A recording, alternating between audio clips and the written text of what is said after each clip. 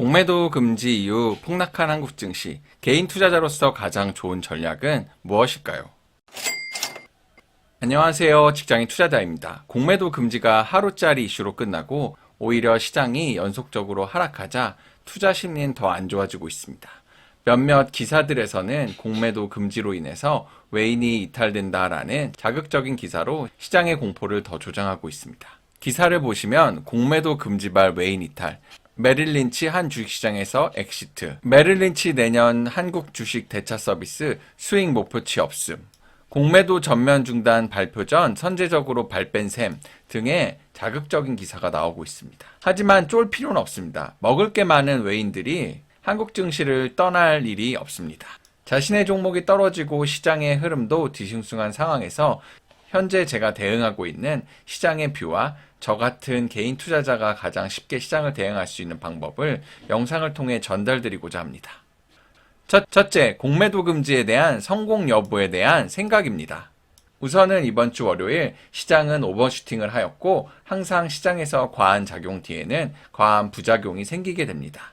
지난 일요일 날 정부의 기습적인 공매도 금지에 아침에 많은 외인들과 기관들은 공매도의 손실을 해지하기 위해 공매도에 숏커버링을 하면서 선물이나 옵션을 통해 손실을 해지했고 그로 인해 지수는 더 빠르게 올라갔습니다. 개인들의 포머도 한몫했고요. 그리고 다음 날부터 현재까지 시장의 분위기를 보면 외인 기관들은 공매도 포지션에 대한 커버가 다 이루어진 것 같고 이제는 다시 시장 자체의 이슈와 힘으로 올라가야 하는 시장으로 다시 돌아왔습니다.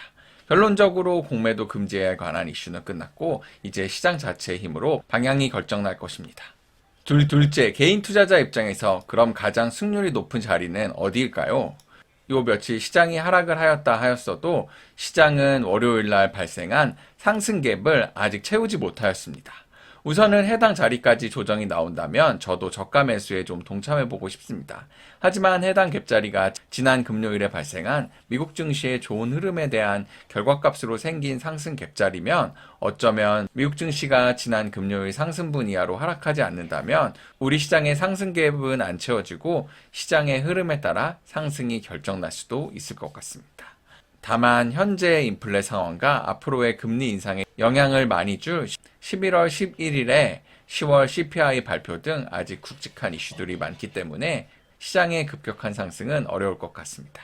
그래서 결론은 현금이 없으신 분들은 이번을 통해 반등하는 종목이 있다면 현금을 어느 정도 만들어 두는 것이 혹시나 CPI나 다른 경제지표 또는 연준 인사의 발언으로 시장이 조정을 받을 때 담을 수 있게 준비하는 것이 좋습니다. 반대로 저같이 현재 현금이 있는 사람은 단기적으로 모멘텀이 있는 예를 들어 신작 출시를 앞두고 있는 게임사, 신규 OTT 출시를 앞두고 있는 드라마 제작사 등 경제 이벤트보다 단기 모멘텀이 살아있는 주식으로 매매를 진행하는 것도 좋을 것 같습니다.